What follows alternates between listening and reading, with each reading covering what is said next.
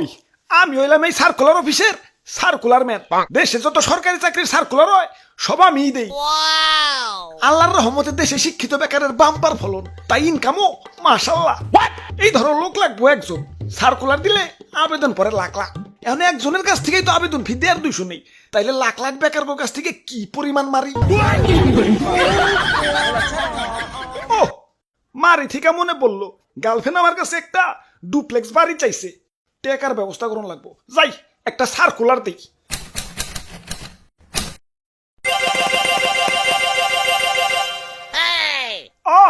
টেকাই টেকা না, এত অল্পতে খুশি হইলেব না, কাস্টমার আরো বাড়াই তৈব।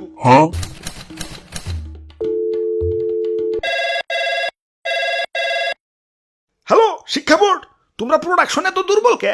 শিক্ষার হার বাড়াও, পোলাবান করো বেশি বেশি নাম্বার দিয়ে পাশ করিয়া বাজারে ছেড়ে দাও। পোলাবান পাশ না করলে চাকরিতে আবেদন করবো, আর আবেদন না করলে কি আমাকে ইনকাম হইব? গতবার 23% ফেল দিছো, এই 23% ফেল মানে কি জানো? 23% কাস্টমার হারানো। বাড়াও, পাশের হার বাড়াও। ইয়ে স্যার, সবাই রে পাশ দিলে তো পোলাপান শুধু নামে শিক্ষিত হইব, কাজে তো শিক্ষিত হইব না।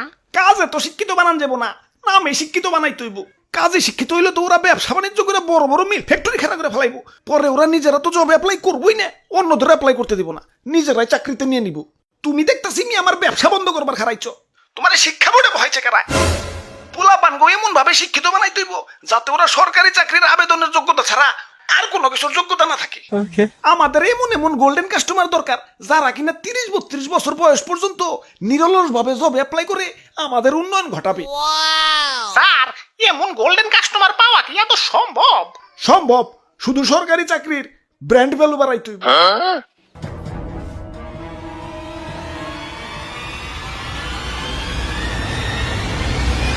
হ্যালো হ্যালো আন্টি, মেয়ের বিয়া কিন্তু সরকারি চাকরিওয়ালা সেরা সারা দেন না। আর প্রতিবেশীকে কয়ে দেন সরকারি চাকরি ইজ গ্রেটার দেন কোটি টাকার ব্যবসা।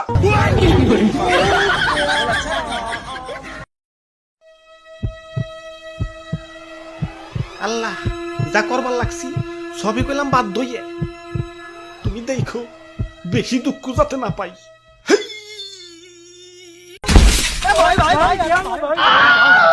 ওরে বাপুরে, ইয়া মাজাডা মোর তেনাতে নইয়া গেলে। ধর্মিয়া দেখ খেলা দিতে পারেন না, নিজে তো মরবেনি, লগে কি আমাকে নিয়ে মরবেন নাকি? ধুর, কিছুই তৈল না, আবার সেই সিঁড়ি বেয়ে ছাদে উঠন লাগবে।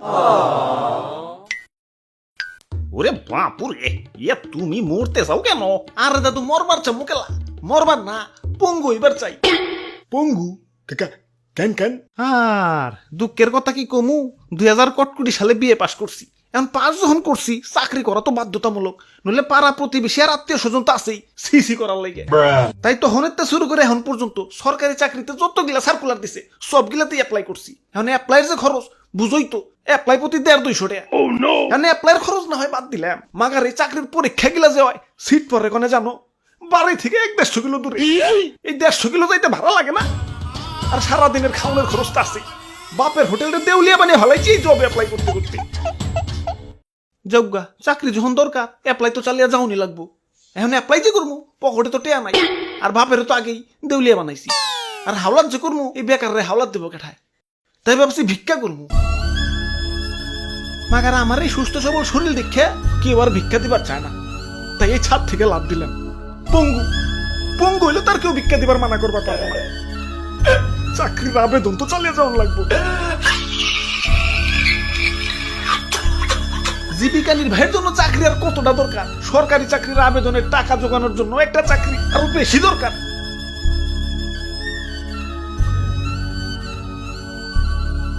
ওরে বাপুরে, এসব বাদ দেও। ইয়া তুই হার ছাত্র না হইলে ইয়া জব অ্যাপ্লাই করা বাদ দেও। আমিও বয়সকালে না বুঝা অনেক টিয়া ফুরাইছি। ইয়া তোমার দাদির পিছনেও তো এত টিয়া ফুরাই নাই, ইয়া যত টিয়া না ফুরাইছি জব অ্যাপ্লাই কইরা কইরে। তা দাদু বাদ যে দিবার কও, তা নিজেরা না তুই খারি মনে হয়, তুই খার ছাত্র না হইলে কি আর বিয়ে পাস করি? ওরে বাপুরে, এই ওভার কনফিডেন্সের কারণেই তো বাপেরে দিয়ে উলিয়া বানাইছো। এই অ্যাপ্লাইয়ের পিছনে যত অর্থ আর সময় ব্যয় করছো, এগুলা যদি অন্য কোনো কাজে ব্যয় করতা এতদিনে তো বিজনেস ম্যাগনেট হয়ে যাইতে।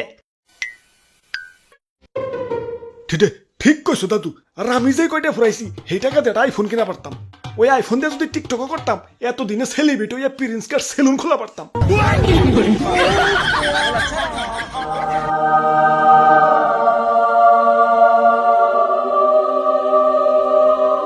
ওইছে আর কইতে হইব না, আমার চোখ খুলে গেছে, আর আবেদন করুন যাব না। তাইলে চলো সার্কুলার অফিসে, আজ পর্যন্ত যত আবেদন করছি সব টাকা ফেরত নিয়ে আহি। ঠিক কইছো দাদু, পরে তিনজনে মিলে এটা ব্যবসাদার করান যাইব। ওই সার্কুলার দিয়া তো ইনকাম ভালোই করতাছি, কিন্তু এতটা রাহুম কনে? ব্যাংকে রাহুম না, ব্যাংকে মনে হয় জায়গা হইব না। ওরে বাপুরে, আমগো টাকা আমগো ফেরত দেও। কিসের টাকা? এতদিন যে চাকরিতে আবেদন করছি ওই টাকা। আবেদন করছো ভালো কথা, যাও পরীক্ষা দাও গা। বাবা পরীক্ষা তো দিছি। তাইলে তো আরো ভালো কথা, যাও রেজাল্টের জন্য অপেক্ষা করো গা। রেজাল্টও দিছে কিন্তু চাকরি পাই নাই, তাইলে আর কি টাকা মায়ের। মায়ের মানে আমগো টাকার হিসাব চাই। ওই তোমাকে পরীক্ষা নিতে খরচ হয় না, নিজের টাকাতে তোমাকে পরীক্ষা নিবো নাকি? যাও যাও বাড়ি যাও।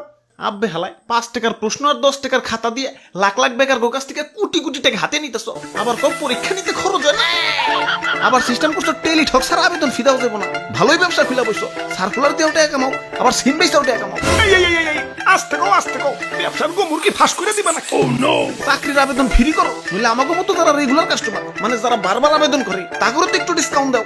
বাপ মায়ের লাখ লাখ টাকা খরচ করে পড়ালেখা করেছে, ভাবছে পোলা বড় হয়ে চাকরি বাকরি করে বাপ মায়ের মুখ উজ্জ্বল করবো। এখন চাকরি তো পরের সাবজেক্ট, টাকার জ্বালায় তো আবেদনই করবার পারতাছি না। এখন বাপ মায়ের মুখকে আমি ফেরেন লাভলিতে উজ্জ্বল করবো। লাখ লাখ মানুষের শিক্ষিত মানে সার্টিফিকেট ধরে দিচ্ছ, মাগার চাকরিতে তো নিবা মাত্র হাতে গোনা কয়েকজন। এখন বাকিরা কি ঘুরার ঘাস কাটবো? এখন দেশে কোম্পানি চাকরি আছে বুঝলাম, মাগার কোম্পানি চাকরিতে তো আবার অভিজ্ঞতা লাগে। এখন ওই অভিজ্ঞতা কি তোমাকে স্কুল কলেজে শিখায়? হালার অভিজ্ঞতা না হয় বাদ দিলাম, সেদিন ক্লাস 1 থেকে লয়ে ক্লাস 15 সবগুলা ওই তামা তামা করে খুঁজাও কোথাও পাইলাম না যে কিভাবে টাকা কামাইতে হয়। ঠিক কইছেন ভাই, স্কুল কলেজে তো আর চাকরি করার যোগ্যতা বানায় না, আবেদন করার যোগ্যতা বানায়। বহুত হয়েছে, আর আবেদন করুন না, দাও আমগো ফেরত দাও। কেন আর আবেদন করবো না কেন? দরকার বললে ব্যাংক লোন নেও, তোমার বয়স তো আছে, বাপ মায়ের মুখ উজ্জ্বল করার তো চান্স আছেই। 30 বছর পর্যন্ত জবে অ্যাপ্লাই করতে থাকো না, দেখোই না কি হয়। ওরে বাপুরে, ওই আশায় থাকতে থাকতেই তো আমি মুরব্বী হয়ে গেছি। জীবনে না পাইলাম চাকরি, না পাইলাম সুকরি। 30-এর পর গিয়ে কি আর বিয়ের শখ থাকে? ঠিক কইছো দাদু।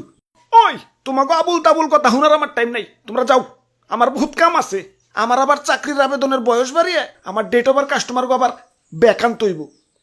তোমাকে মতো বেকার হয়ে থাকলে হইব না, ইনকাম বাড়াইতে হইব। চাকরির আবেদনের বয়স বাড়িয়ে আমার ডেট ওভার কাস্টমার আবার বেকান্ত হইব। ওরে বাপুরে, আমারে 2টা ভিক্ষা দেও। আরে দাদু এটা কি করলা বাবা, পাও বাংলাকে? ইয়া শুনো নাই নাকি চাকরিতে আবার বয়স বাড়াইতেছে?